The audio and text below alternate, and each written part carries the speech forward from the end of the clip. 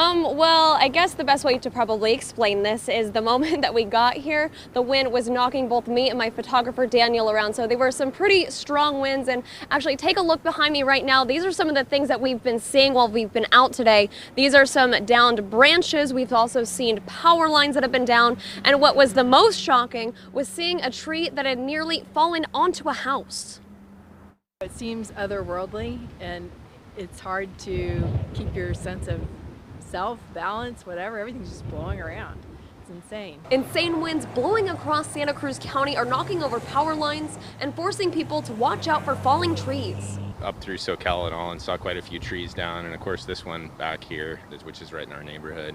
Once standing 75 feet tall, this cypress tree came crashing down on Joseph Sabini Jr.'s front lawn. I was just actually in the backyard doing some yard work, and then my wife said the tree fell down, and I kind of heard it, but I didn't see it happen. And then I just came inside, made sure everyone was all right, went out front, check on the dogs. But the trees destroyed 3 of their Teslas, the gate, and destroyed the corner of their home. Sabini says it was shocking to see the trees' shallow roots. That blew our mind. Even my mom and all of us, we thought they'd be halfway to the core. The tree's been here forever, 75 feet tall. So we definitely were pretty surprised that the whole tree, came out. Like I said, I've lost a few branches and stuff, but we never thought the tree would ever come down. Despite the damage, Sabini is keeping his chin up. There's not much you can do.